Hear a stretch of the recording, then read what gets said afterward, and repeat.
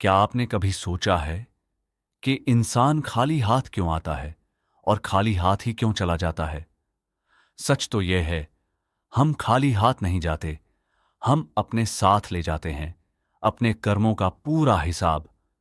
गरुड़ पुराण में भगवान विष्णु ने पक्षीराज गरुड़ को बताया, कर्मणा जायते जंतुः कर्मणैव विलीयते। अर्थ, जीव अपने कर्मों से ही जन्म लेता है और कर्मों से ही नष्ट होता है।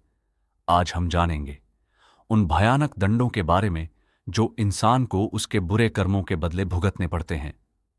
और वीडियो के अंत में यह भी जानेंगे, क्या इन दंडों से बचने का कोई रास्ता है? यमलोक का मार्ग, मृत्यु के बाद आत्मा की यात्रा शुरू होती है।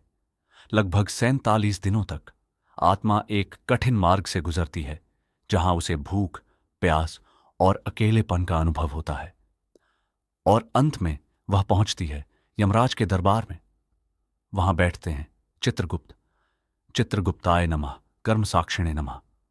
उनके पास होती है अग्रसंधानी नाम की दिव्य पुस्तक, जिसमें दर्ज होता है आपके जीवन का हर एक पल। आपने अंधेरे में क्या किया और उजाले में क्या सोचा, सब कुछ। पाप और उनके दंड, विश्वासघात का दंड, तप्त कुंभ नरक। गरुड़ पुराण के अनुसार विश्वासघात सबसे बड़ा पाप है। विश्वासघातिनः पापम न किंचिद अधिकम स्मृतम। जो व्यक्ति किसी अपने को धोखा देता है, उसे तप्त कुंभ नरक में भेजा जाता है। कल्पना कीजिए, खौलते तेल से भरी एक विशाल कड़ाही, जहां आत्मा को बार बार डाला जाता है। और सबसे भयानक बात, वह मर भी नहीं सकती। लालच और चोरी, तामिश्र नरक। जो व्यक्ति दूसरों का हक छीनता है, उसे मिलता है तामिश्र नरक। अधर्मेण धनम प्राप्तम तामिश्रे पतनम ध्रुवम। यहां केवल अंधकार है और यमदूतों की यातना। जिसने दूसरों के जीवन में अंधेरा फैलाया, उसे वही अंधकार सहना पड़ता है। निर्दोष जीवों पर अत्याचार, कुंभीपाक नरक। जो लोग बिना कारण जीवों को कष्ट देते हैं, उन्हें भेजा जाता है कुंभीपाक नरक। अहिंसा परमो धर्मः धर्म हिंसा तथैवच। यहां वही जीव सूक्ष्म रूप में आकर आपको वही पीड़ा देते हैं, क्योंकि प्रकृति का नियम है, जैसा बोओगे वैसा काटोगे। पुनर्जन्म का चक्र, दंड सिर्फ नरक में ही नहीं मिलता, बल्कि अगला जन्म भी तय होता है। गरुड़ पुराण कहता है, अन्न की चोरी करने वाला चूहा बनता है, अपशब्द बोलने वाला गूंगा या बहरा होता है, कुदृष्टि रखने वाला नीच योनि में जन्म लेता है। योनि योनि प्रविशंति कर्मणा दैव नेत्रिता।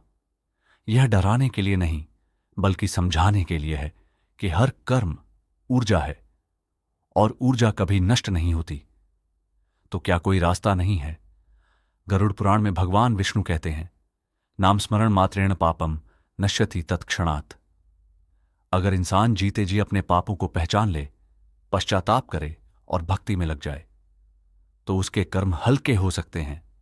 याद रखिए, यमराज दंड देने के लिए नहीं, बल्कि न्याय करने के लिए बैठे हैं। आपके हर कर्म का हिसाब लिखा जा रहा है। अभी भी समय है, संभल जाइए। आज से ही अपने कर्म सुधारिए और दूसरों के जीवन में प्रकाश फैलाइए। कमेंट में लिखिए राधे राधे, और इस वीडियो को उन लोगों तक जरूर शेयर करें जिन्हें अपनी राह बदलने की जरूरत है,